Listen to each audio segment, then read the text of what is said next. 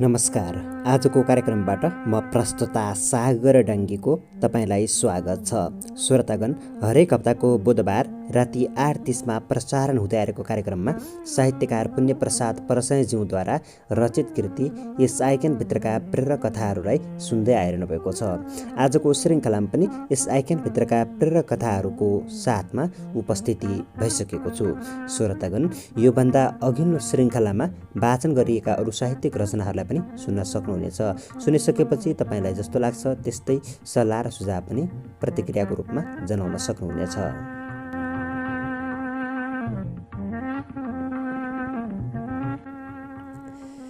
अब वाचन सुरु गर्छु यस आइक्यानभित्रका प्रेरक कथाहरू।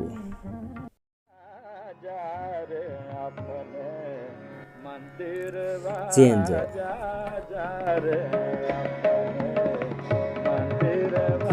जब तपाईँ आफ्नो श्रीमतीको सम्मान गर्नुहुन्छ, सिँढी उक्लदा उनको हात समाएर सहयोग गर्नुहुन्छ, कार या ट्याक्सीमा उनलाई ढोका खोलिदिएर राजकुमारी जस्तो व्यवहार देखाउनुहुन्छ, उनी महत्त्वपूर्ण हुन् भन्ने फिल गराउनुहुन्छ, तब यसको प्रभाव तपाईँकी श्रीमतीलाई मात्र राम्रो पर्ने होइन, यो सब तपाईँका छोराछोरीले पनि देखिरहेका हुन्छन्। उनीहरू पनि पछि आफ्ना श्रीमान वा श्रीमतीलाई यस्तो सम्मान र आदर गर्ने हुन्छन्।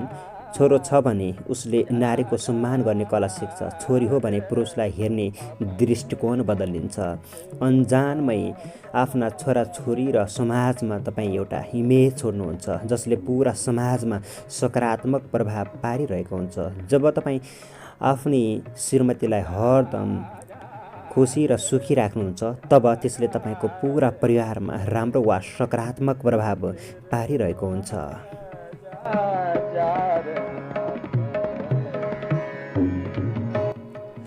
तपाईँ संसार बदल्न सक्नुहुन्न।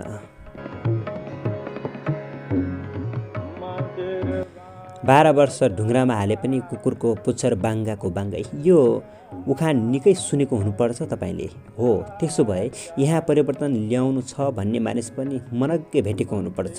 यी दुवै अति हुन सक्छन्, तथापि तपाईँ चाहिँ भ्रममा नपर्नुहोस्। तपाईँ संसार बदल्न सक्नुहुन्न। जिन्दगीभर कोसिस गरेर तपाईँ संसार त के कुरा, एउटा बच्चालाई पनि बदल्न सक्नुहुन्न, तर प्रतिभालाई उसको स्वाभाविक लयमा विकसित हुनमा सहयोग पुर्याउन भने अवश्य सक्नुहुन्छ। एउटा बीज उमार्न तपाईँले केही गर्नु पर्दैन, बस तपाईँ उसको माटो, घाम, हावा र पानी नछेक्नुहोस्। मानिसले आफ्नो विकास आफै गर्छ, तपाईँले उसका लागि केही गर्नु पर्दैन, बस तपाईँ उसका लागि बाधा नबनिदिनुहोस्। सानोमा हरेक बच्चालाई लाग्छ मेरो बाबा जे पनि गर्न सक्नुहुन्छ, उसको बाबा सर्वशक्तिमान हो। बिस्तारै उसको यो सोचमा परिवर्तन आउँछ र भन्छ मेरो बाबा केही गर्न सक्नुहुन्न, तर म सक्छु। एक दिन म यो संसारमा परिवर्तन ल्याउँछु। केही समय यो सोच बढ्छ। 24 वर्ष पुगुन्जेल पनि उसको यो भ्रम गएको हुँदैन।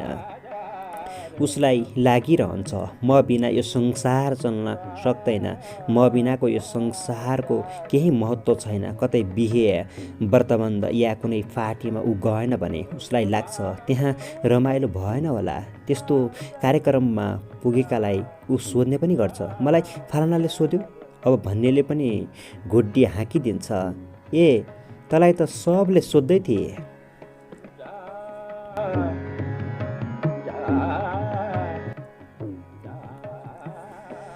भ्रममा नपर्नुहोस्। तपाईँ हुनु र नहुनुले यो संसारलाई खासै फरक पार्दैन। गान्धी, हिटलर, मार्क्स, नेपोलियन आए गए, यो संसार उसै गरी चलिरहेको छ जसरी रुखको एउटा पात झरेर रुखलाई कुनै फरक परेन। उनीहरू हुनु र नहुनुले यो संसारलाई कुनै फरक परेन। त्यसकारण तपाईँ यो संसारमा म फरक ल्याउँछु, म यो संसार बदल्छु भन्ने भ्रममा नपर्नुहोस्। बस तपाईँ आफ्नो काम गर्नुहोस् र काममा आनन्द लिनुहोस्। काम मन पर्यो भने मानिसहरू तपाईँलाई स्वतः पछ्याउन थाल्नेछन्। केवल तपाईँ आफूलाई बदल्ने कुरा मात्र सोच्नुहोस्। यो संसार बदल्ने ठेक्का दिएर तपाईँलाई कसैले यहाँ पठाएको होइन।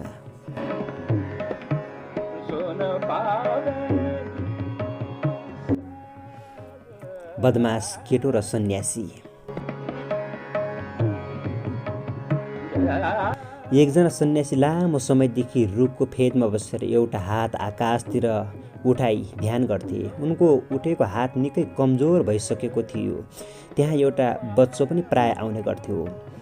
उसलाई ती सन्यासीले हात उठाएर ध्यान गरेको देखेर बडो हाँसो लाग्थ्यो र ऊ अनेक चुलबुल गरेर सन्यासीको ध्यान भङ्ग गरिदिन्थ्यो। सन्यासीले बच्चालाई बाधा नगर धेरै सम्झाए, तर उसले मानेन। केटो कहिले मरेको सर्प ल्याएर सन्यासीको छेउमा फ्याँकिदिन्थ्यो त कहिले उनको नक्कल गर्दै त्यसै गरी हात उठाएर बस्ने गर्थ्यो।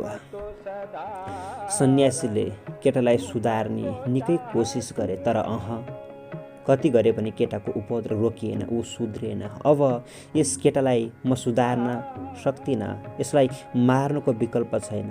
कहिल्यै नसुध्रिने केटालाई सन्यासीले मार्ने विचार गरे।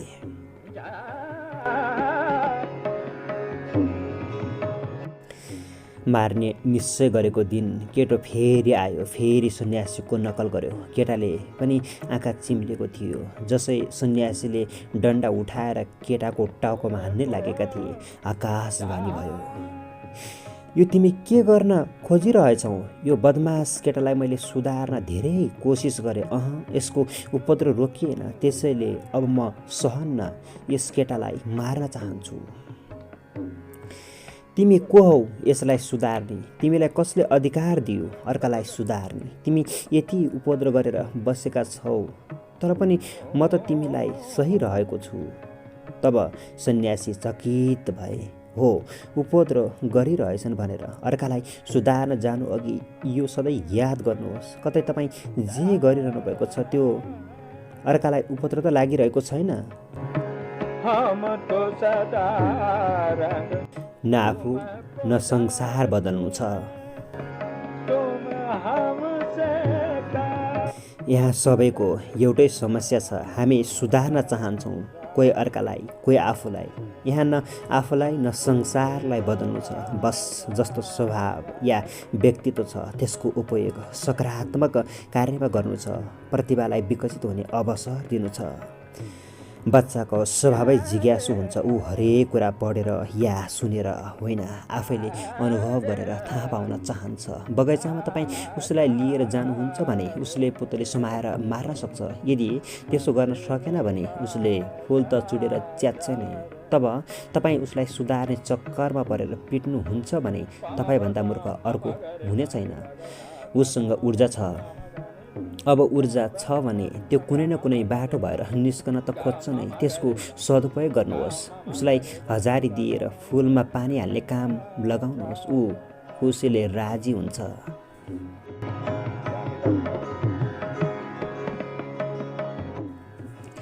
हामी यो संसारलाई सुधार्न सक्दैनौँ, त्यसकारण त्यो असम्भव कामको पछाडि लागेर आफ्नो समय बर्बाद गर्नुको साटो आफू ठिक बनाऊ। जब तपाईँ र म ठिक हुनेछौँ तब यो संसार पनि आफै सुध्रनेछ। जस्तो हामी एउटा परिवारमा हेरौँ, कुनै घरमा प्राय विवाद वा झगडा के कुराले ल्याउँछ? एउटै कारण छ, हामी एकअर्कालाई सुधार्न चाहन्छौँ। जुन दिन हामी एकअर्कालाई आफ्नो स्वभावमा स्वीकार गर्न थाल्छौँ तब आधा समस्या उसै दिन सकिन्छ, किनकि हामी हरेक एकअर्कामा फरक छौँ। विचार गरौँ, हामी पृथ्वीका सबै मानिस एकै किसिमका हुन्थ्यो भने यो संसार बस्न लायक हुने थियो? सबै तपाईँ या म जस्ता, बुद्ध या राम जस्ता। त्यसैले अस्तित्वले हामी हरेकलाई फरक फरक रचेको छ। फुल छ त काँडा पनि छ।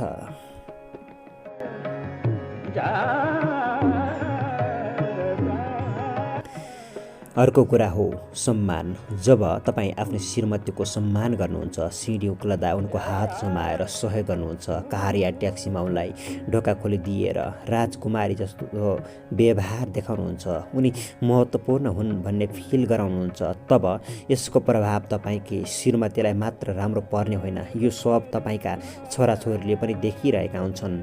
उनीहरू पनि पछि आफ्ना श्रीमान वा श्रीमतीलाई यस्तो सम्मान र आदर गर्ने हुन्छन्। छोरो छ भने उसले नारीको सम्मान गर्ने कला सिक्छ। छोरी हो भने पुरुषलाई हेर्ने दृष्टिकोण बदलिन्छ।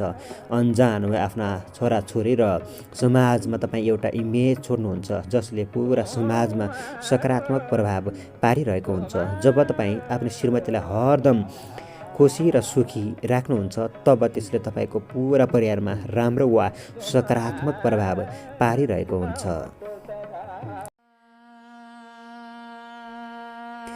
श्रीमती परिवारका लागि खाना बनाउनेदेखि हर काम प्रेमपूर्वक गर्छिन्। उनीहरूले बनाएको खानामा पनि त्यो खुसीको प्रभाव परिरहेको हुन्छ। हामीले प्राय सुन्ने गरेका छौँ होटल या रेस्टुराँको नखाएर घरको खाना खानुपर्छ। यो भन्नुको अर्थ के हो? के घरमा मिठो र होटल रेस्टुराँको नमिठो भएर भनिएको हो? पक्कै होइन। खाना बनाउँदा खाना बनाउने मानिसको मानसिक प्रभाव त्यो खानामा पर्ने गर्छ। तपाईँकी आमा अथवा श्रीमतीले बनाएको खानामा सद्भाव, खुसी र प्रेम मिसिएको हुन्छ, तर बाहिरको खानामा ग्राहकप्रतिको सेवा मात्र हुन्छ। फेरि बनाउने मानिसको मानसिक दशाको प्रभाव पनि खानामा परिरहेकै हुन्छ। खाना जति नै सफा र मिठो भए पनि व्यापारिक मानसिक दशा खाने मानिसमा पर्ने भएकाले घरको खाना खानु भनिएको हो। यदि तपाईँ उपेक्षा भावले खाना पकाउनुहुन्छ भने त्यो बेस्वादको हुन्छ जसले मानिसको आधा भोक मात्र शान्त गर्छ। यदि तपाईँ चिडचिडाएर खाना बनाउनुहुन्छ भने त्यसको प्रभावले त्यो खाना विषालु हुन पुग्छ।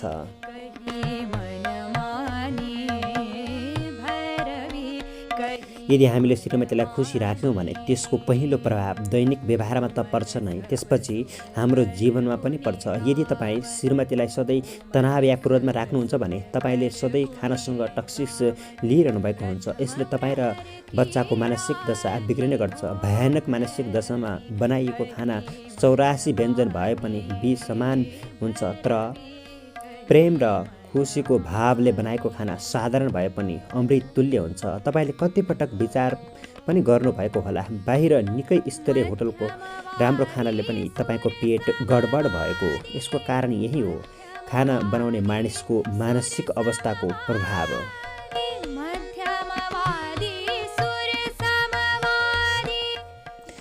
आमा अथवा श्रीमतीले पनि विचार गर्नुपर्छ। तपाईँ जुन छोराछोरीका लागि खाना बनाइरहनु भएको छ तिनीहरू केवल तपाईँका छोराछोरी मात्र नभएर भविष्यका यो देशका राष्ट्रपति, प्रधानमन्त्री, प्रधान न्यायाधीश, प्रधान सेनापति या संयुक्त राष्ट्रसङ्घको महासचिव, महान खेलाडी, कलाकार, लेखक अथवा कुनै पनि क्षेत्रको महान मानिसलाई खाना खुवाइरहनु भएको छ। तपाईँ यो देशको भविष्य या यो धरतीकै महान मानिसका लागि खाना बनाइरहनु भएको छ। त्यसकारण जब तपाईँ खाना बनाइरहनु भएको हुन्छ त्यसलाई बोझ नठानेर आनन्द मान्नुहोस्।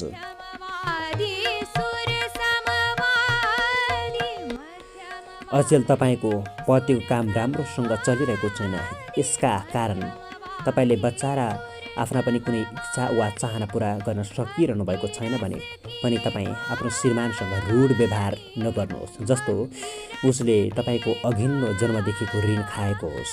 उसलाई पनि थाहा छ उसले तपाईँका चाहना पुरा गर्न सकेको छैन। आफ्नो परिवारलाई खुसी र सुख दिन पैसा कमाउनुपर्छ। उसले तपाईँलाई भनेको छैन, तर भित्रभित्रै लज्जित छ र तपाईँको चाहना पुरा गर्न वास्तवमै चाहन्छ। तपाईँले उसलाई तनाव दिनुभयो, रातो दिन कचकच गर्नुभयो भने उसले गलत काम गर्न सक्छ। उसलाई प्रेरणा दिनुहोस्। प्रेम र सम्मानमा कुनै कमी नल्याउनुहोस्, बरु अझ बढाउनुहोस्। ऊ आउँदा कुनै बहुप्रतीक्षित मान्छे आउँदा चाहिँ खुसी व्यक्त गर्नुहोस्। मानव तपाईँको माइतबाट दाजुभाइ लामो समयपछि आएको होस्। तपाईँको प्रेमपूर्व व्यवहार, प्रेरणा र सम्मानले उसको सेल्फ सिस्टम बढ्नेछ, आफूप्रतिको विश्वास अझ बढ्नेछ। तपाईँले उसलाई विश्वास गरिरहनु भयो र चिन्ताको कुनै कुरा छैन, मलाई विश्वास छ तिमीले धेरै राम्रो गर्न सक्छौ भनिरहनु भयो भने तपाईँको विश्वासमा खरो उत्रेन उसले कडा मेहनत गर्नेछ। तपाईँको यो व्यवहारले ऊ छिट्टै सफल हुनेछ। यदि ऊ 1-2 पटक असफल भइसकेको हो भने त उसलाई अझ बढी तपाईँको भरोसा, प्रेरणा र उत्साहको खाँचो हुन्छ। हामीले के कुरा बिर्सनु हुँदैन भने सहयोगको खाँचो लडेपछि अझ बढी पर्छ। जब तपाईँ लड्नुहुन्छ, जब तपाईँलाई रोग लाग्छ, त्यस्तो अवस्थामा तपाईँलाई आफ्नो सबैभन्दा नजिकको मानिसले आएर करायो भने के हुन्छ? तपाईँको मनमा त्यो बेला के गुज्रिन्छ?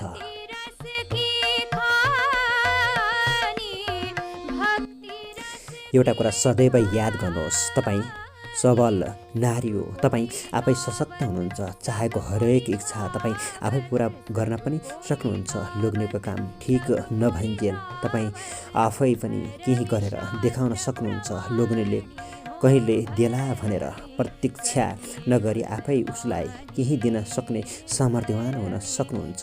यहाँ विचारणीय पक्ष के छ भने तपाईँहरू सहयात्री हो, लोग्ने तपाईँको ऋणी होइन कि उसले कमाएर तपाईँका लागि सुविधा जुटाउनै पर्छ। त्यसकारण लोग्नेभन्दा बढी कमाउन सक्छु भन्ने कुरामा विश्वास बनाउनुहोस्। वास्तवमै तपाईँ सक्नुहुन्छ। तपाईँको इच्छा के हो अथवा चाहना के छ? जस्तो हो तपाईँलाई गहनाको सेट चाहिएको छ भने त्यसका लागि तपाईँ लोग्नेको मुख नताकेर आफै मेहनत गर्न सक्नुहुन्छ। पहिला त तपाईँ यत्रो विशाल संसारमा रणभुल्लमा पर्न सक्नुहुन्छ, तर नातिनुहोस्। आफ्नो के क्वालिटी छ त्यसमा ध्यान दिनुहोस्। तपाईँलाई याद छ तपाईँ राम्रो अचार बनाउनुहुन्छ, तपाईँमा अचार बनाउने कला छ, तपाईँले धेरैजनालाई अचार बनाउन सिकाउनु पनि भएको छ। अब प्र्याक्टिकल बन्नुहोस्। यही आफूले जानेको कलालाई तपाईँ आफ्नो व्यवसाय बनाउन सक्नुहुन्छ। तपाईँसँग अरू केही क्षमता भए तपाईँ त्यसैमा अघि बढ्न सक्नुहुन्छ, सिलाइ, कुकिङ वा अन्य। अब तपाईँ यसमा अझ अरू ज्ञान बढाउनुहोस्। याद गर्नुहोस्, मानिसको अन्तिम इच्छा भनेको अनन्त खुसी र आनन्द हो। के कुराले तपाईँलाई खुसी र आनन्द दिन्छ त्यही रोज्नुहोस्।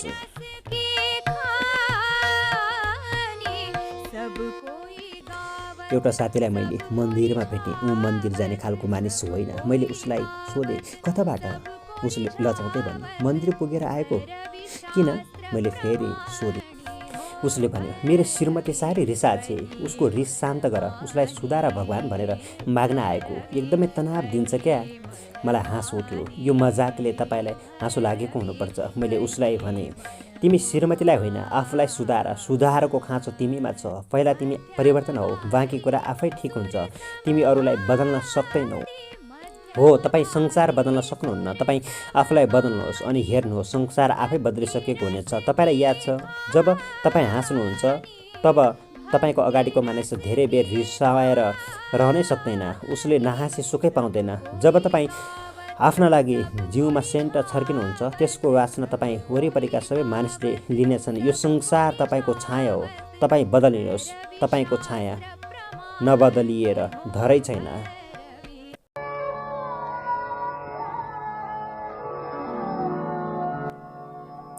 भरममा बाँचेका मानिस र पात।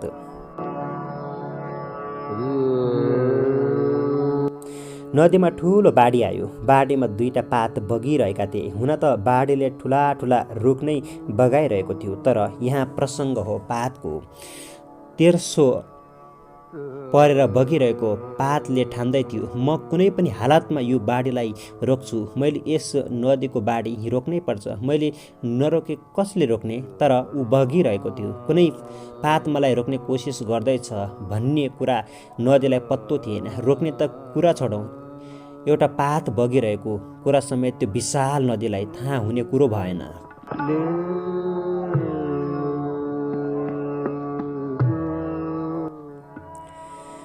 अर्को पात पनि त्यही नदीमा बगिरहेको थियो। त्यही अघिल्लो पातको नजिकै ऊ आनन्दले बगिरहेको थियो। नदीमा तेर्सिएको थिएन, तर ऊ पनि सोच्दै थियो, म यो नदीलाई बग्नमा सहयोग गरिरहेछु। यो नदी मेरो सहयोग पाएर यति द्रुत बग्न सकिरहेको छ। तर त्यो नदीलाई यो पनि थाहा थिएन कि कुनै एउटा सुकेको पात मलाई बग्नमा सहयोग गरिरहेको छ। सहयोगको त कुरा छैन, कुनै एउटा पात आफ्नो बहावसँगै बगिरहेको छ भन्ने कुरा समेत नदीलाई थाहा थिएन। यी दुवै अहङ्कारी पात भएर त्यो नदी बेखबर थियो।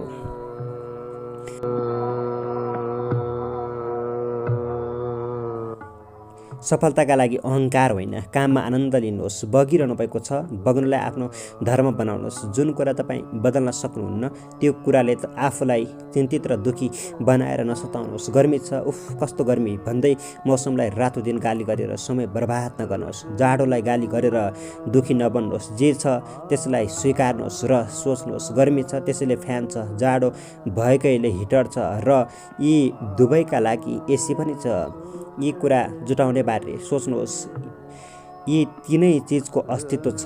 प्राप्तिमा लाग्नुहोस्। बदल्न नसक्ने कुरामा समय बर्बाद नगर्नुहोस्।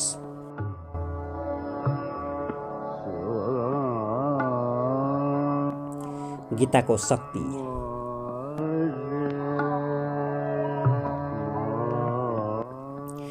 डर समाप्त गर्ने एउटै बाटो छ, त्यसको सामना गर्ने। तपाईँ डरको सामना गर्ने सङ्कल्प लिनुहोस्, त्यसको सामना गर्नुहोस् र त्यसलाई नाश गरिदिनुहोस्।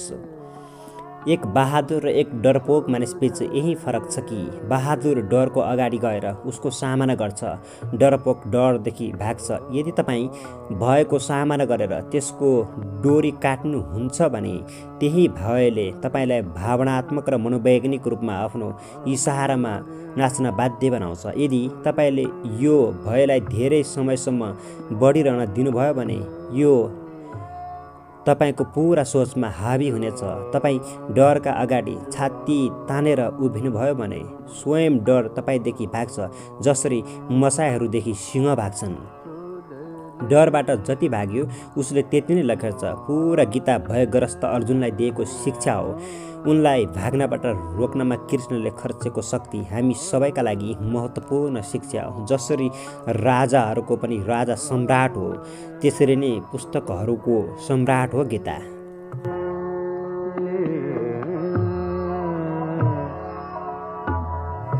तत्काल परिवर्तन गर्न सक्ने शक्ति।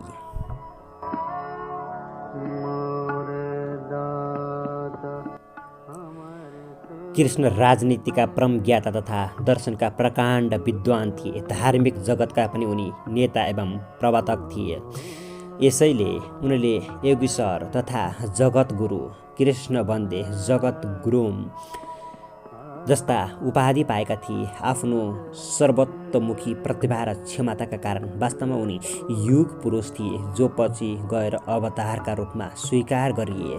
अतः तत्कालीन समाजले उनलाई आफ्नो आराध्य देव तथा आदर्श मार्गदर्शक मानेर सबै जीवन क्षेत्रमा उनको अनुसरण गर्नुलाई नै आफू धन्य भएको सम्झन्थ्यो।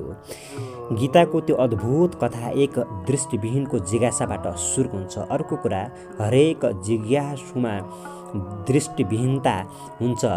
जब ऊ जिज्ञासा राखिरहेको हुन्छ, केही विद्वानहरू कुतर्क गर्छन्, महाभारतको घटना इतिहासमा कहिल्यै भएको थिएन, यो त केवल रचनाकारको कल्पना मात्र हो।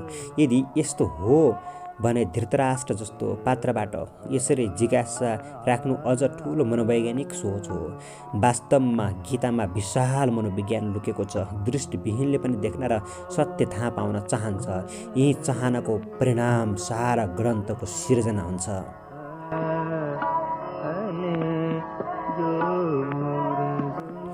तपाईँ असल मानिस हो। तपाईँ धेरै सफलता, सुखी, उल्लास र उमङ्गले भरिएको उत्कृष्ट जिन्दगीको हकदार हुनुहुन्छ। यसका लागि तपाईँले सधैँ कर्म गर्नु आवश्यक छ, त्यो पनि निष्काम कर्म। यो प्रमुख दर्शन हो गीताको।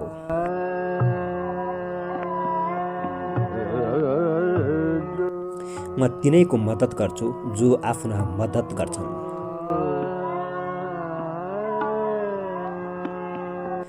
गीताको यो उपदेश नै जीवनको यथार्थ हो।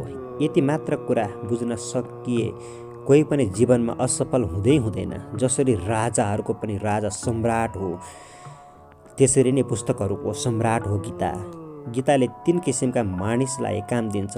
एक, तत्काल इनर्जी चाहनेहरूलाई यसले इनर्जी दिन्छ। अर्को, यसले पेन किलरको काम गर्छ। कोही मानिस दुःख र निराशामा छ भने गीताले उसलाई ती कुराबाट मुक्ति दिन्छ। अर्को सबैभन्दा महत्त्वपूर्ण कुरा, गीताले ज्ञानीहरूलाई पुरा जीवन र जगत बुझ्ने ज्ञान उपलब्ध गराउँछ।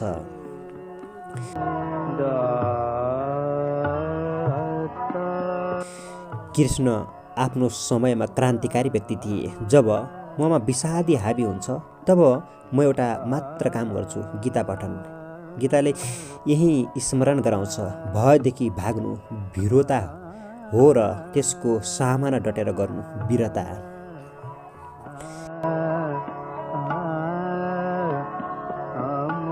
गीताका पात्र अर्जुन विभिन्न प्रकारको मानसिक समस्यामा अल्झेका छन्। उनको न ज्ञान प्राप्त गर्ने इच्छा छ न त उनमा कर्तव्यको बोध नै छ।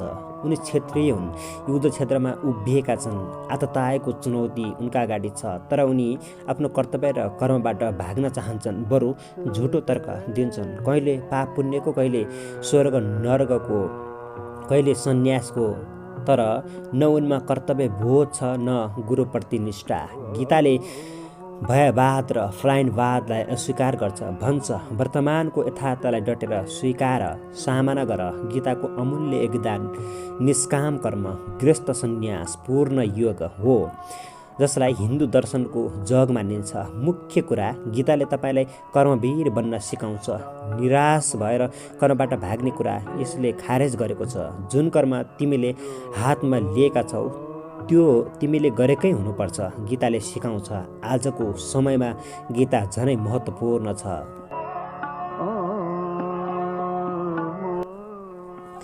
जीवन एक सङ्घर्ष हो। यो जीवनमा राज्य पाउनका लागि अर्थात् परम ज्ञानी रूपी सफलताको उच्चतम शिखरमा पुग्नका लागि हामीले आफैसँग, आफूभित्रको नकारात्मक शक्तिसँग युद्ध गर्नुपर्छ।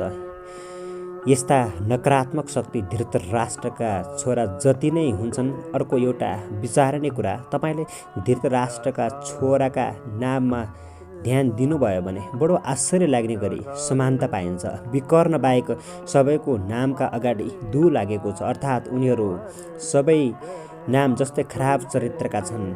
100 भाइ कौरवमा विकर्ण मात्र एक त्यस्ता एक्ला थिए जसले द्रौपदीको चिरहरणको विरोध गरे। द्रौपदी हाम्री कुल वधु हुन्, उनको बेइज्जती हुनु भनेको पुरा कुरुवंशको बेइज्जत हो।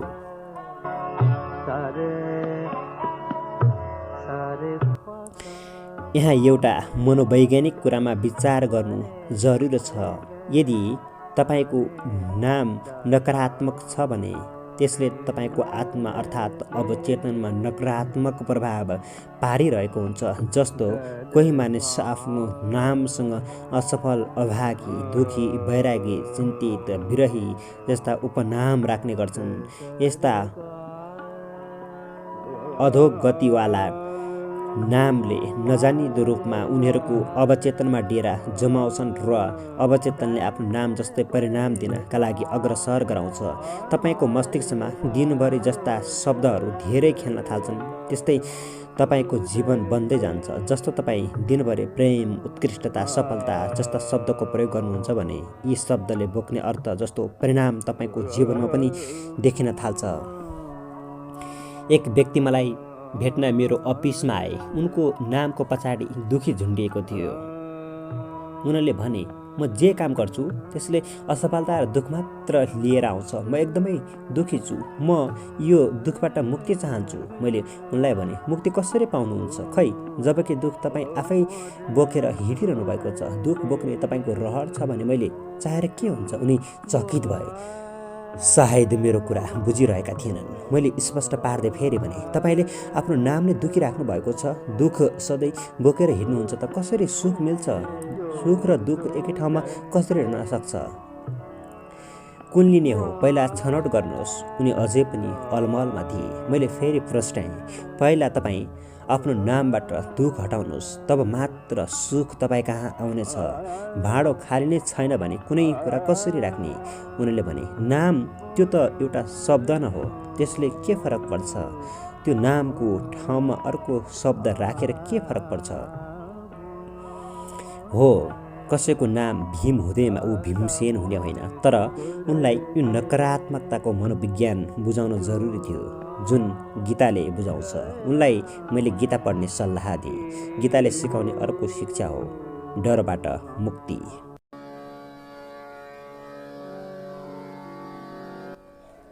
साहसी बनेर डरको सामना गर्नुहोस्।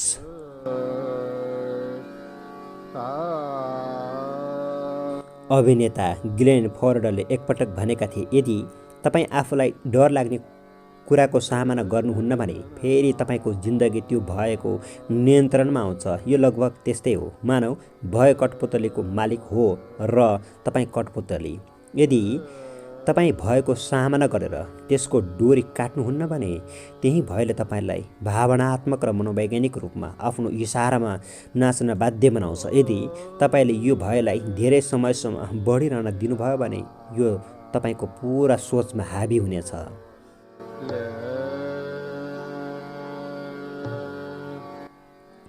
अफ्रिकामा एउटा जाति छ मसाई। यिनीहरू एकदमै साहसी हुन्छन्। शिकार खाइरहेको सिंहको झुन्डतिर यिनीहरू 2-3 जना तीर ताक्दै अघि बढ्छन्। जङ्गलको राजा सिंहलाई देखेर यिनीहरू डराएका त हुन्छन्, किनकि सिंहले आक्रमण गरे यिनीहरूको ज्यानै जान सक्छ, तर यिनीहरू डरको सामना गर्छन्।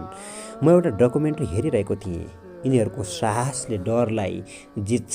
छाती फुलाएर यिनीहरू सिंहतिर बढ्छन्। आश्चर्य, त्यतिका धेरै भोका सिंहहरू जसले निकै मेहनतले शिकार समाएर खाँदै हुन्छन्। केवल 3 जना बहादुर मसाईहरू आएको देखेर सारा सिंहहरू बाख्रा भागे जसरी भाग्छन्। ती 3 मसाई जान्छन्। सिंहले गरेको शिकारबाट आफ्नो लागि मासु लिन्छन् र बाटो लाग्छन्, जस्तै वीरताको भावमा।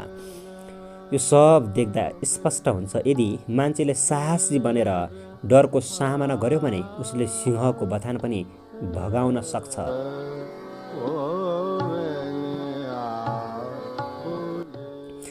जब तपाईँ कुनै डर लाग्ने परिस्थिति या व्यक्तिबारे सोच्नुहुन्छ, तब तपाईँको मुटुको धड्कन तेज हुन्छ र पेटमा खलबली हुन थाल्छ। तपाईँ राति ठिकसँग सुत्न पनि पाउनुहुन्न।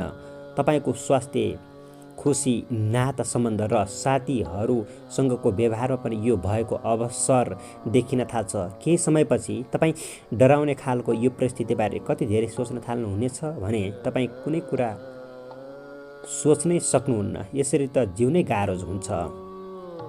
डर समाप्त गर्ने एउटै बाटो छ, त्यसको सामना गर्ने। तपाईँ डरको सामना गर्ने सङ्कल्प लिनुहोस्, त्यसको सामना गर्नुहोस् र त्यसलाई नाश गरिदिनुहोस्।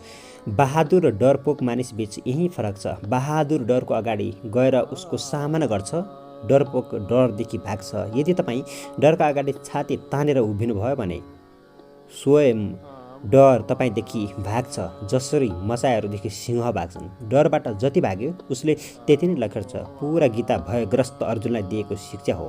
उनलाई भाग्नबाट रोक्नमा कृष्णले खर्चेको शक्ति हामी सबैका लागि महत्त्वपूर्ण शिक्षा हो।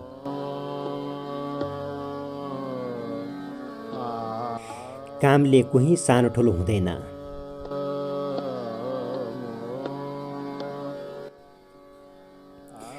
फ्लोरेन्सका धनी आमा बुबाको समाजमा सम्मान थियो। युरोपको पछिल्लो शताब्दीको राजनीति उच्च वंशसँग सीमित थियो, त्यसमा पनि उनीहरूको पहुँच थियो।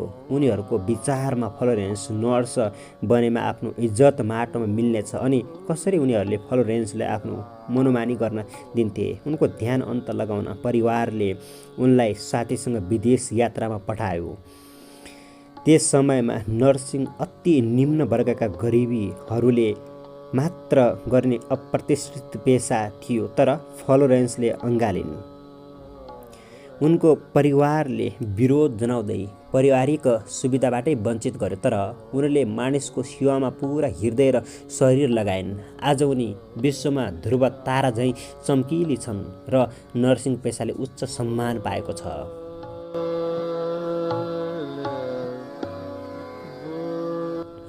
जहाँ उनको सहायताका लागि मानिसमा जोस थियो, त्यही केही मानिसले उनको काममा बाधा पुर्याइरहेका थिए। पहिला त भनियो पुरुषको काममा कुनै स्त्रीलाई इन्चार्ज बनाउनु घोर नास्तिकता हो, तर महारानी भिक्टोरियाको आश्वासनमा उनी निश्चिन्त भइन्।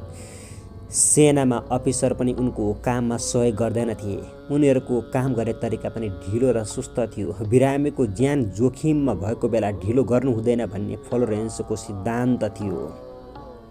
घाइते सैनिकलाई लुगाको आवश्यकता थियो। लुगा आइपुगिसकेको थियो तर त्यसको बन्डल खोलिएको थिएन। सेनाको नियमअनुसार अझै त्यसका लागि निरीक्षण हुन बाँकी थियो। तथापि फ्लोरेन्सले त्यो खोल्ने आदेश दिइन्। लुगा धुने ठेकेदारले जब आफ्नो काम पूर्ण रूपमा गर्न सकेनन् तब उनले एउटा घर भाडामा लिइन् र लुगा धुने आफ्नै प्रबन्ध गरिन्।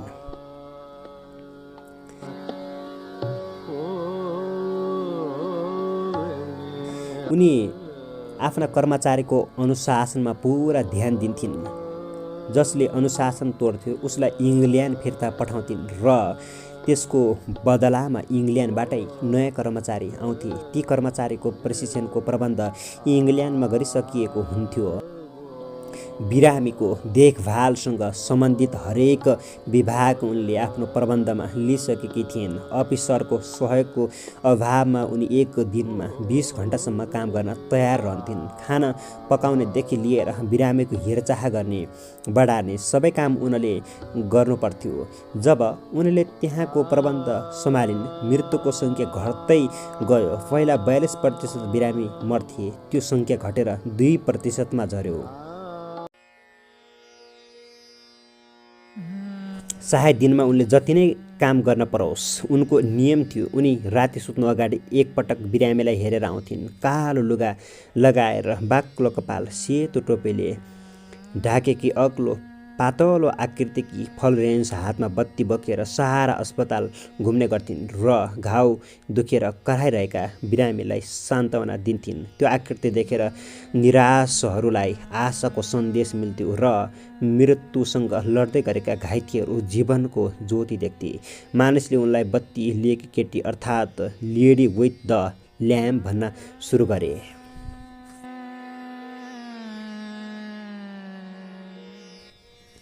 जब लिङ्कन राष्ट्रपति बने कुनै सांसदले व्यङ्ग्य गर्दै उनलाई भने, महामहिम आफ्नो इतिहास नबिर्सिनुहोस्, तपाईँ चमारको छोरो हो। तपाईँका हजुरबाले सिलाएका जुत्ता हाम्रै परिवारका मानिस प्रयोग गर्थे। यी दुई मानिसबाट हामीलाई थाहा हुन्छ कामले कोही मानिस ठुलो सानो हुँदैन। कृष्णको जीवनबाट पनि हामीले यो कुरा सिक्न पाउँछौँ। जुन बेला सारथी अपमानित पेशा थियो, रथमा सवार मानिस सारथीसँग बोल्न पनि चाहँदैनथे। दिशा निर्देश गर्नुपर्दा समेत खुट्टाले टकटक पारेर वा सारथीको टाउकोमा खुट्टाले छोएर गर्नु पर्थ्यो। त्यो बेला कृष्णले सारथी बनेर कर्मले कोही सानो ठुलो हुने होइन, बरु आफ्नो कर्मको कति जिम्मेवारका साथ निभाउँछ त्यसले ऊ महान हुन्छ भन्ने मान्यता स्थापित गरे। कृष्ण आफ्ना घोडालाई दाना समेत आफै दिन्थे।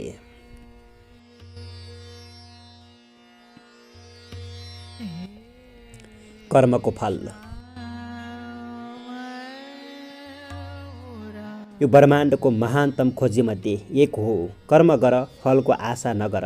गीताको यो वाक्यको शक्ति हामीले बुझेनौँ तर पश्चिममा धेरैले बुझे। तपाईँ बिना कुनै अपेक्षा जति धेरै समर्पण भावका साथ काम गर्नुहुन्छ बदलामा नसोचेको स्रोतबाट त्यति नै धेरै कुरा पाउनुहुन्छ। अधिकांश मानिसको सोचाइ यही हुन्छ। ऊ जुन समूह या मानिसका लागि राम्रो काम गर्नेछ त्यसको फाइदा उसले त्यही समूह या मानिसबाट सिधै पाउनुपर्छ। दुनियाँ यस्तो खालको काम गर्दैन। जब तपाईँ अरूका लागि कुनै राम्रो काम गर्नुहुन्छ त्यही आकर्षणको नियम लागू हुन्छ, किनकि यो नियम हो। यसैले तपाईँले हुनेवाला फाइदाबारे कहिल्यै सोच्नु हुँदैन। जबसम्म राम्रो कुरा रोप्नुहुन्छ तब दुनियाँले तपाईँको फसलको विचार राख्नेछ।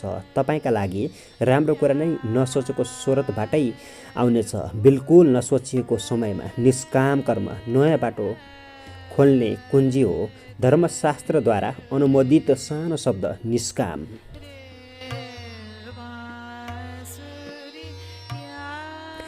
कतै एउटा मन्दिर बनिरहेको थियो। 3 जना श्रमिक चर्को घाममा ढुङ्गा फुटाइरहेका थिए। तरतरी पसिना बगिरहेको थियो। एउटा यात्री त्यहीँ आयो र पालैपालो उसले ती श्रमिकसँग सोध्यो, के गरिरहेका छौ? पहिरोले भन्यो, देखेनौ ढुङ्गा फुटाइरहेको? उसको भनाइमा पीडा थियो र स्वर पनि भारी उत्साहविहीन।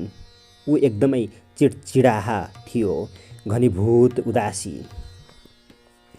दोस्रोले भन्यो, रोजगारीमा छु। ऊ कामबाट दुखी त थिएन, तर उसमा उदासी पनि कम थिएन। यात्री तेस्रो श्रमिक भएको ठाउँमा गयो, जो गीत गाउँदै सिटी बजाउँदै काम गरिरहेको थियो। उसका आँखामा चमक थियो, आनन्दमग्न। जब यात्रीले उसँग पनि त्यही प्रश्न सोध्यो, तब गीत रोकेर उसले भन्यो, म भगवानको मन्दिर बनाइरहेको छु। फेरि ऊ गीत गुनगुनाउन थाल्यो।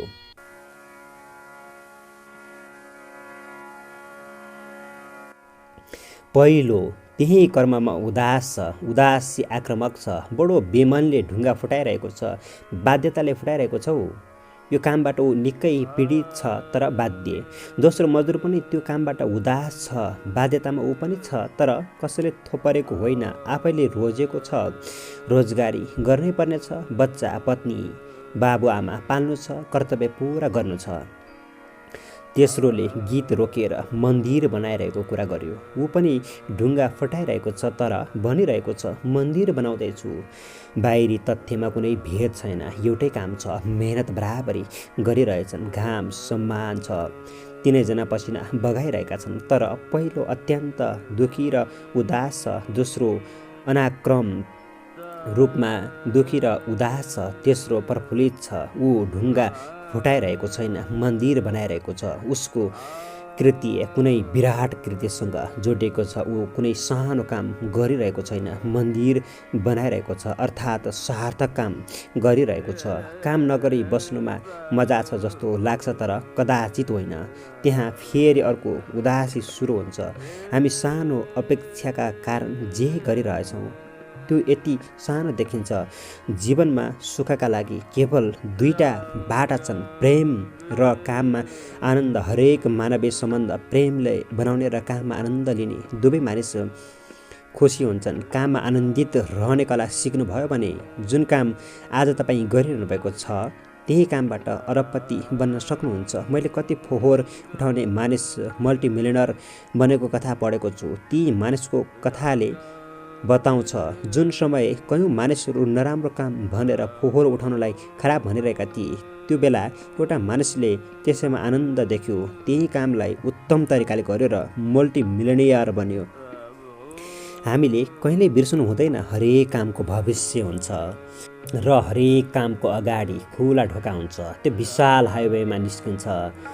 जब तपाईँ कुनै ब्याङ्कको क्लर्कमा जागिर खान थाल्नुहुन्छ, त्यो बेला तपाईँ सधैँ यस्तो नाते काम भनेर आफूलाई गाली गर्नुहुन्छ भने कहिले पनि ब्याङ्कको सिइओ बन्न सक्नुहुन्न। तर त्यो कामलाई एउटा अवसरको रूपमा लिँदै आनन्दित भएर गर्नुहुन्छ भने तपाईँ एक दिन त्यही कामबाट महान बन्नुहुन्छ। मेरा एक मित्रले मलाई आफ्नो सफलताको कथा सुनाउँदै भने, जुन दिनसम्म मैले फलको आशा गरेँ त्यो बेलासम्म न मेरो प्रमोसन भयो, न त अफिसमा मलाई कसैले राम्रो र मिजासिलो रूपमै लिए। अफिसका सबैसँग मेरो ईर्ष्यापूर्ण सम्बन्ध थियो। एक दिन मेरो श्रीमतीले एउटा पोस्टर किनेर ल्याइन्। त्यसमा गीताका श्लोकहरू थिए। एक ठाउँ कर्म गर, फलको आशा नगर भनेर पनि लेखिएको थियो। यसले मेरो दिमाग चक्रायो। यो के भनेको होला? मैले सोच्न सकिनँ। गीता किनेर ल्याएँ र निकै पटक पढेँ। गीता पढेपछि मैले पुरानो तरिकाले सोच्नै छोडेँ। अब म काममा इन्जोय गर्न थालेँ। प्रमोसन भएन भनेर म बोसदेखि लिएर आफूभन्दा माथिकाहरूसँग पनि रिस राख्ने, त्यसका सुधार ल्याएँ। बिस्तारै मलाई सबैले मन पराउन थाले। अर्को वर्ष मेरो प्रमोसन भयो। अनि त यो एउटा नियमित प्रक्रिया नै हुन पुग्यो र आज तिमीले देखिरहेका छौ, म सिइओ बनेको छु।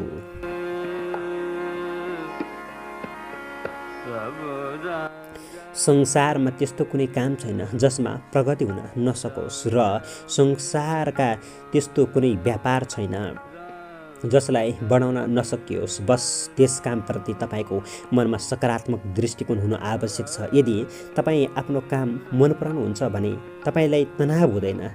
त्यो तेस्रो मजदुर जस्तो हुन्छ र तपाईँको स्वास्थ्यमा पनि सुधार आउँछ। जो मानिस आफ्नो काममा गर्व गर्छ ऊ मानिसको मद्दत गर्न पाउँदा खुसी हुन्छ। कृष्ण यही भनिरहेछन्, तिमी कर्म फलको आशाले होइन, आनन्दका लागि गर, उत्साहका लागि गर, निष्काम भावले गर। यसले तिम्रो भूलोक मात्र होइन परलोक पनि सुधार्छ।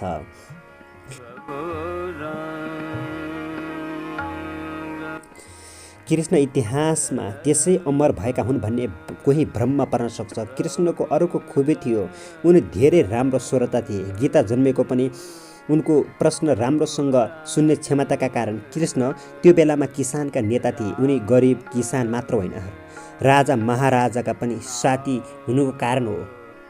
उनी कसैको पनि कुरा ध्यानले सुन्थे, मानिसका कुरा ध्यानले सुनेर उनीहरूलाई सुझाव दिन्थे। सफलताका लागि तपाईँमा सुन्ने कला पनि आवश्यक छ।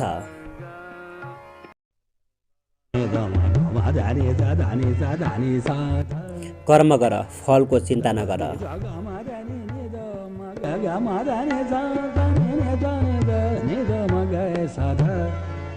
गीतामा बडो गजबको सन्देश छ। कर्म गर, फलको आशा नगर, थोरै कुरा भयो। यसलाई अलि स्पष्ट बुझौँ। यो कुरा सुन्न साथ प्राय स्वार्थी मानिसहरू भड्किन्छन् र अहङ्कारीहरू पनि उसै गरी चम्किन्छन्। अझ यसले भड्किन्छन् राजनीतिज्ञहरू।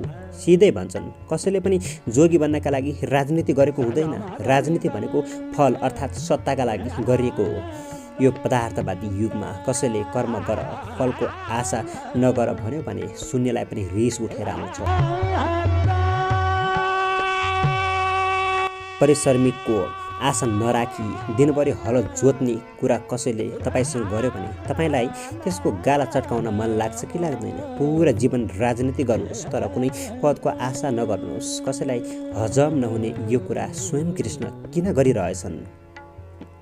परमात्मा यो धरतीमा आएर जब कर्म गर, फलको आशा नगर भनिरहेका छन् भने त्यो बुद्धि विलासका लागि यो धर्मको मजाक उडाउन चाहनेहरूलाई सजिलो बनाइदिन त पक्कै पनि भनिएको होइन। तर गीतामा कृष्णले यो भनिरहँदा सर्वश्रेष्ठ लक्ष्यलाई ध्यानमा राखेर बोलेका थिए। कृष्ण जस्ता व्यक्ति जब बोल्छन् भने त्यसलाई कोही हार्वर्ड पिएचडी होल्डरले बोलेको रूपमा मात्र लिनु मूर्खता हुन्छ। निष्काम कर्म नयाँ बाटो खोल्ने कुञ्जी हो। सानो शब्द निष्काम पुरानो धर्मशास्त्रद्वारा अनुमोदित योगानु अनुष्ठान नादियो।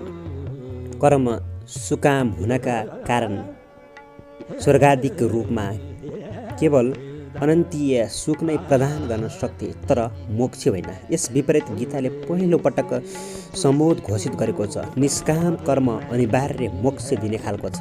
गीताको तर्क छ, यदि कुनै कर्म कुनै फलको अपेक्षा अथवा इच्छा बिना गरिन्छ भने त्यसले कुनै फल या वासना दिन सक्दैन, किनकि जस्तो कारण त्यस्तै कार्य।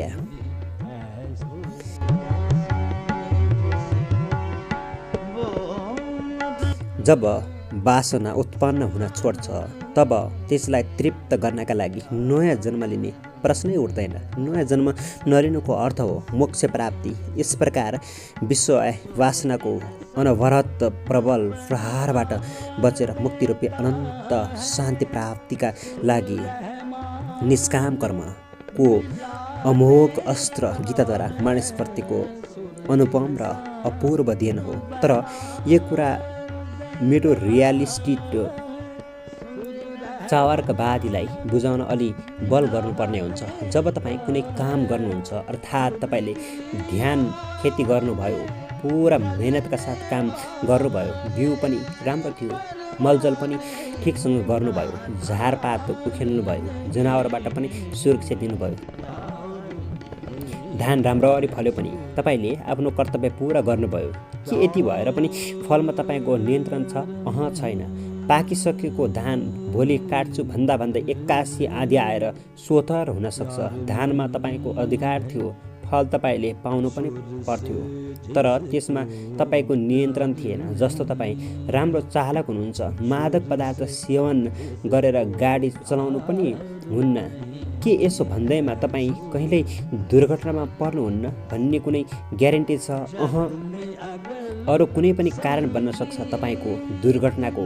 तपाईँको सोच विपरीत परिणाम पनि निस्कन सक्छ तपाईँको कर्मको। त्यसैले फलमा ध्यान केन्द्रित गरेर भोलि प्राप्त नभएको अवस्थामा हतोत्साहित हुनुपर्ने, निराशाले आत्महत्याको स्थितिसम्म आउन सक्ने कुरा ध्यानमा राखेर तपाईँ जुन काम गरिरहनु भएको छ त्यसलाई आनन्दको रूपमा ग्रहण गर्न सक्नुहुन्छ।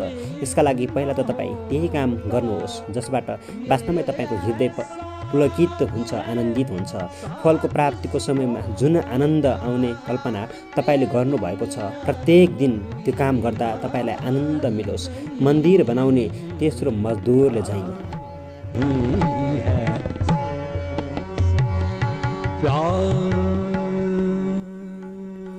गीता जित्न सिकाउने मनोविज्ञान।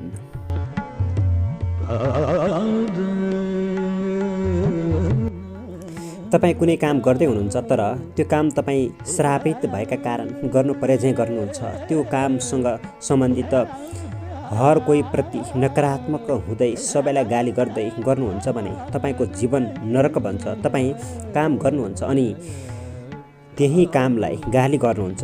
बोस हाँसिरहेका सहकर्मी सहग्राही सबका सबप्रति नकारात्मक बन्नुहुन्छ। मनको विष शरीरभरि फैलन सहयोग गर्नुहुन्छ भने त्योभन्दा नर्क तपाईँका लागि अरू के हुन सक्छ? मन्दिर बनाउने पहिलो मजदुर झैँ यसको परिणाम के हुन्छ त? पहिलो त यो नकारात्मक विचारले तपाईँको प्रमोसन रोक्छ।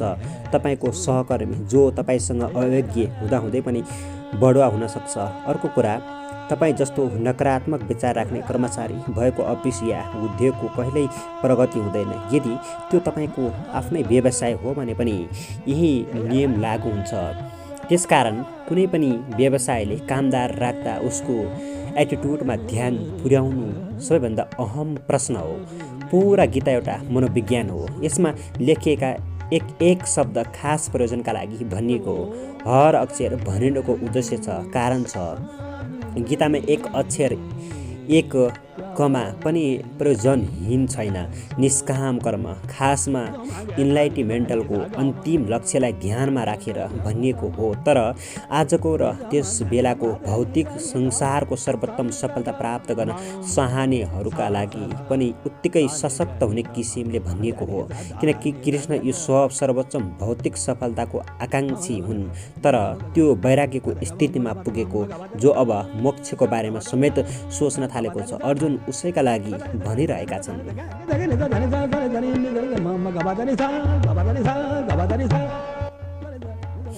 यसलाई अलि सरल तरिकाले बुझौँ। जस्तो कोही मानिस लेख्छ, खेल्छ, सिनेमा बनाउँछ या व्यापार गर्छ। ऊ कर्ममा ध्यान नदिएर मैले कसरी अवार्ड पाउने, म कसरी धनी हुने भनेर चिन्तनमा लाग्छ भने अरूले अवार्ड पाउँदा, धन कमाउँदा उसलाई ईर्ष्या हुन थाल्छ। ऊ नकारात्मक बन्छ सबैप्रति अनि आफैप्रति पनि उल्टा सिधा सोच्न थाल्छ।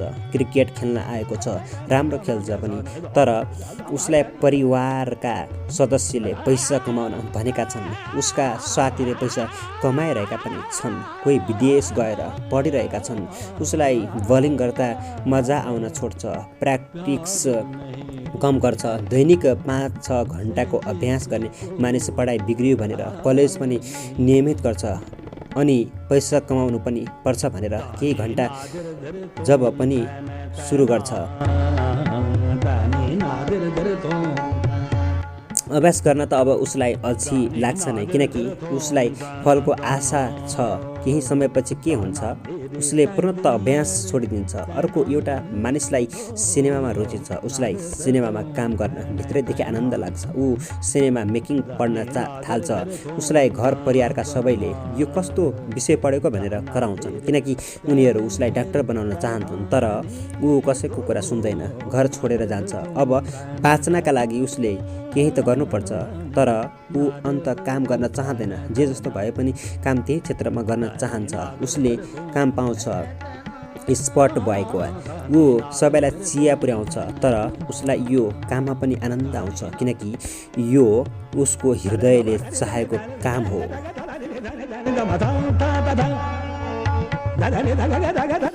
ऊ सिनेमाको सबै काम राम्रोसँग हेर्छ, काम गर्ने शैली सिक्छ। सफल निर्देशकको नजिक रहेर उसको काम गर्ने तरिका सिक्छ। उसको पढाइ पनि चल्दैछ। उसको उत्सुकता देखेर निर्देशकले उसलाई आफ्नो सहायक बनाउँछ। अहिलेसम्म पनि उसलाई कुनै अवार्ड पाउला या धेरै पैसा कमाउला भन्ने छैन। उसले कति दिन भोकै पनि बस्नु परेको हुन्छ। यही मौका छोपेर घरका मानिसहरू उसलाई सिनेमा क्षेत्र छोडेमा डाक्टर बन्न लगानी गर्ने प्रस्ताव राख्छन्, तर ऊ फेरि पनि अस्वीकार गर्छ। भन्छ, म बरु भोकै मरौँ तर फिल्म लाइन छोड्दिनँ। यो काम गर्दा मेरो आत्मा खुसी हुन्छ। उसका अभिभावक जान्छन्। निर्देशनमा डिप्लोमा हासिल गरेको मुख्य सहायक निर्देशक भएर काम गर्न थालिसकेको हुन्छ। केही फिल्ममा अझ अरू काम गरेर ऊ धेरै कुरा सिक्छ। अचानक एक दिन उसलाई कुनै निर्माताले फिल्म निर्देशन गर्ने अफर गर्छन्। उसले सोच्न एक दिनको समय माग्छ। रातभरि सोचेपछि उसले थाहा पाउँछ अब ऊ फिल्म निर्देशन गर्न सक्ने भइसकेको छ। भोलिपल्टैदेखि फिल्म बन्न थाल्छ। जब फिल्म रिलिज हुन्छ तब मिराकल हुन्छ, अर्थात् त्यो फिल्म सुपरहिट बन्छ र विख्यात अवार्ड पनि जित्छ। अनि के हुन्छ, पैसा र अवार्डले उसको घर भरिन्छ। ऊ सर्वविख्यात बन्छ।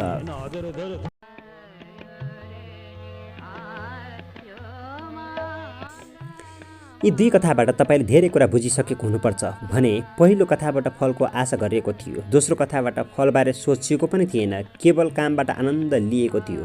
तपाईँ कुनै काम दुनियाँले नगर भने पनि गर्नुहुन्छ किनकि त्यो कामबाट तपाईँलाई आनन्द आउँछ। जुन काम तपाईँको आत्माले गर भनेको छ, कामलाई नै तपाईँ पूजा मान्नुहुन्छ। फल आउनु नआउनुसँग पनि तपाईँलाई केही मतलब छैन। पुरा मेहनत र लगनले काम गर्नुहुन्छ, कसैलाई देखाउन या चाकरी या प्रभाव पार्न होइन। तब एक दिन तपाईँले यस्तो सफलता पाउनुहुन्छ कि सबै फलहरू तपाईँकै पछि लाग्छन्। अवार्ड र पैसा तपाईँले खोजेर हिँड्नु पर्दैन, ती तपाईँलाई नै खोज्दै तपाईँको घर सोध्दै आइपुग्छन्। संसारमा सफल मानिसको कथा पढ्नुभयो भने तपाईँ यही कुरा पाउनुहुन्छ। कोही पनि सफल मानिस सफलता खोज्दै हिँडेका थिएनन्, सफलता उनीहरूलाई खोज्दै आयो किनकि उनीहरूले जे काम गरे त्यसलाई पूजा ठानेर गरे।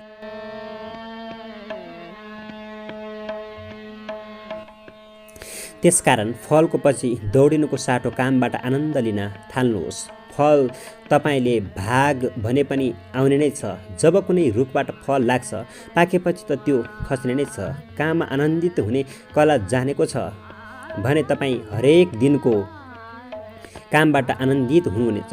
फल नझरे पनि दुःख लाग्ने छैन। त्यसकारण जुन काम गर्नुहुन्छ आनन्द साथ गर्नुहोस्। आफूले रोजेको काम गर्नुहोस्, न कि अर्काले भनेको। यदि तपाईँले अर्काले भनेको विषयको पढाइ गर्नुभयो भने त्यो सब बेकार हुनेछ।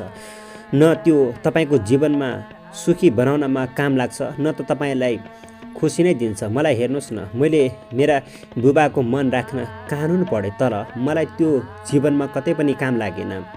जुन विषय मैले पढेँ मलाई त्यो विषयमा कुरा गर्न पनि अल्छी लाग्छ, तर मलाई लेख्ने काम मनपर्छ। मेरो हृदय पुलकित हुन्छ। लेख्दा म धेरै रात भोकै सुतेँ तर पनि मलाई गुनासो भएन। मलाई यसले आनन्द दिइ नै रह्यो र दिइरहेछ। त्यसैले जे गर्नुहुन्छ आफ्ना लागि गर्नुहोस्, मेरो भुल नदोहोऱ्याउनुहोस्। जब तपाईँ आफ्ना लागि गर्ने कला जान्नुहुन्छ तब मात्र अर्काका लागि पनि गर्न सक्नुहुन्छ। जोसँग जे छ उसले त्यही मात्र बाँड्न सक्छ। तपाईसँग खुसी र आनन्द हुनुपर्छ। यदि तपाईँ यो बाँड्न चाहनुहुन्छ भने, तपाईँ कसैलाई तान्न चाहनुहुन्छ भने पहिला आफू उचाइमा पुगेको हुनुपर्छ। त्यसैले मन रमाउने काम गर्नुहोस्, निरन्तर गरिरहनुहोस्। त्यही कामले एक दिन तपाईँलाई कहिल्यै नसोचेको समृद्धि र कीर्ति दिलाउनेछ।